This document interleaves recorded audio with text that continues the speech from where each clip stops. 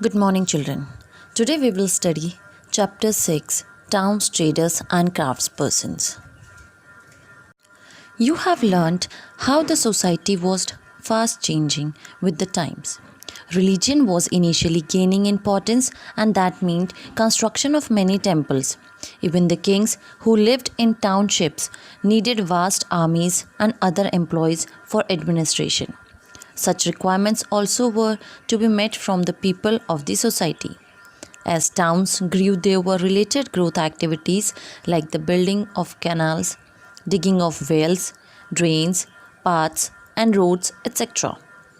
Thus, a variety of employment was available compared to the primary occupation of agriculture.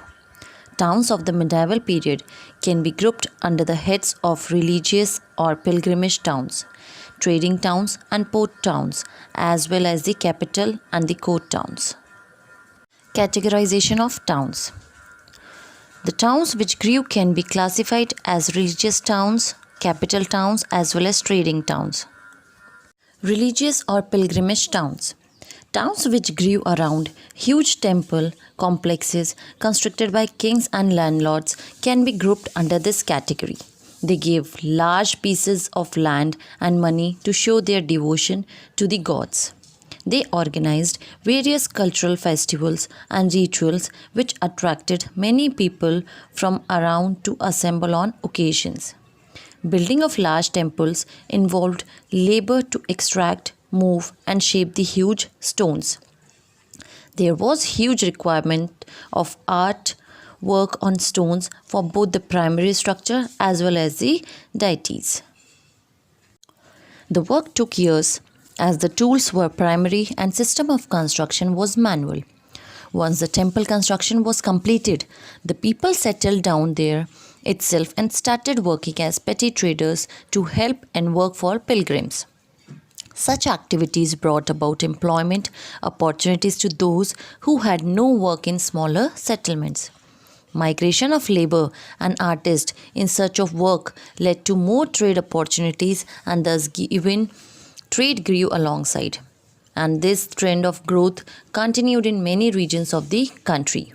The examples of such towns are Mathura, Vrindavan, and Varanasi in Uttar Pradesh, Madurai in Tamil Nadu, Tirupati in Andhra Pradesh, Ajmer in Rajasthan, Tanjore and Tiruvananthamalai in Tamil Nadu, Somnath in Gujarat. Trading and port towns. India is known to have been a mineral rich country. It was also famous for many other agricultural products due to its climatic and geographical conditions of soil and vegetation. It is known that trade existed between people not only local but also with foreign countries, and produce like cotton and spices were in great demand. Handicrafts were also gaining popularity. The notable was the inlay work in copper and silver from Bidar in Karnataka. This work was known as Bidri work and was in great demand. Traders small and big mushroomed in various towns to provide for the needs of the growing population. However, the towns which were developing as trade centers were on traditional trade routes.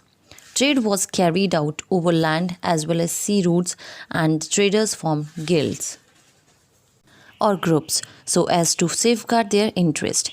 They helped in production and sale of goods. For example, the famous guilds from South India were the Manigramam and Nanadesi.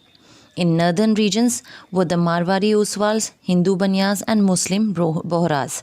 Trade was extensive with the countries of East Africa, Europe, China, and Southeast Asia. The towns which became famous for trade were Surat, Agra, Dhaka, MASULIPATNAM, Lahore, Kabul, and Kandahar. Kabul and Kandahar were on the trade route to Iran and Persia and therefore gained importance. Dry fruits, spices, etc. were traded through this route. Court and capital towns.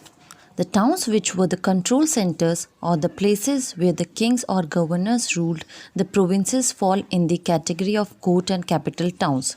It is natural that in the places where power centers are created, there would be need for housing and administrative personnel and military forces other than the king's palaces and the courts. Thus, these places grew in size and density of population. As these places become power centers, battles were fought to acquire these by attacking forces. It should be understood that unless the capital town is captured, the kingdom is not considered to have been overtaken. Thus, these locations needed forts to keep the enemy at bay. Like in Delhi, about which you have studied in the many chapters, it is not just the Red Fort but the entire city had a wall around it with limited gates to enter and exit. Similarly, most forts in Rajasthan had people living inside the forts or walled areas, and you can understand how much labor and time would have been required to bring stones, construct and develop these towns. There are forts in nearly all other capital towns as well, like Kannauj, Mewar, Mandu, Golconda, Agra, etc. All forts, palaces and other construction required artisans and workers, as was the case in temple towns. This led to an increase in the concentration of population, and accordingly there was increase in the need for infrastructure like water sources, roads and paths, etc., which were required to meet the needs of the public. It was not just the construction workers, but the royalty patronized and awarded people from the fields of art, culture and entertainment like music and dance. Also came along the need for other artisans like weavers, carpenters, potters who settled here to meet the increasing need for their products. Traders and moneylenders also had a good opportunity to make profits. The literate got more jobs in administration, educational institutions and the religious places, thus they too were attracted to the towns. Overall, there was economic prosperity in these townships. New towns and cities. The European traders, especially the British through the East India Company, occupied territories for their trade needs. These trading places needed security as well as facilities for godowns to keep the goods, the living areas for their employees, etc. These European traders made their settlements at new locations and away from the existing towns, and this led to the rise of new towns like Bombay, Calcutta and Madras. With the fading away of the Mughal Empire and the increased control of the British, the new towns gained importance and many of the earlier towns lost their attraction for the population. Surat, a case study. Surat has been a trading city on the western shore near Gujarat. The Tapi River in Surat was used as one of the major ports for exports and also for Muslim pilgrimage Hajj to Mecca. In Persian languages, this was recognized as Bundere Khubsurat, meaning a beautiful port. The word Surat seems to have thus been derived from this popular phrase. Long before Surat came into prominence, it was the ancient town where the Arabs came and settled between 11th and 12th century. They overpowered the Jain population and became the rulers. Trading with Malacca, China, Sumatra, etc. began. The main items of trade were spices, silk, musk and porcelain. As the prosperity of render declined in 16th century on account of raids by the Portuguese, Surat began to assume importance. The region was famous for cotton textile industry. The cloth from here, which had a border of gold thread called zari, was most sought after in West Asia, Africa and Europe. The administration developed facilities for the trading community and travelers and built rest houses and recreational facilities like parks. The business community of locals from Surat was so trustworthy that their hundis were honored across the seas in Cairo, Egypt, Basra, Iraq and Antwerp, Belgium. The port of Surat enjoyed great prosperity in the 16th and 17th century. With the collapse of the Mughal Empire and the rise of Industrial Revolution in Europe, the cloth manufactured here lost to heavy competition. Later, during the British rule, after the rise of Bombay, Surat lost its importance as a trading hub. Post-independence, several steps were taken by the state government and it has again risen as famous trading town. HAMPI, a case study. HAMPI is a small village located in northern Karnataka. It is located within the ruins of Vijayanagara, the former capital of the Vijayanagara Empire. It continues to be an important religious center housing the Virupaksha Temple, as well as several other monuments belonging to the old city. The ruins have been declared as UNESCO World Heritage Site.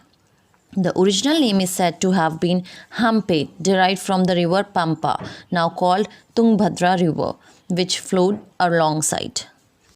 Hampi formed one of the core areas of the capital of the Vijayanagara Empire from 1336 to 1565. Hampi was chosen because of its strategic location, bounded by the Tungabhadra River on one side and surrounded by hills on the other three sides. The site is significant historically and architecturally. The land around has large stones which have been used to make statues of Hindu deities. The peculiarities of the architecture here is the use of interlocking stones for making walls without any cementing or mortar. The buildings had domes, halls and sculptures. These are interspersed with gardens having motifs of lotus. The temples were not only used as places of worship but also as centers for social and cultural activities. Dance and musical performances and festivals were celebrated here. Hampi has various notable temples and continues to be a site of pilgrimage, among most notable ones. Virupaksha Temple. Virupaksha Temple is a Shiva temple situated in Hampi. It is said to be there from the beginning of the Vijayanagara Empire. The temple has a 150 feet high tower at its entrance.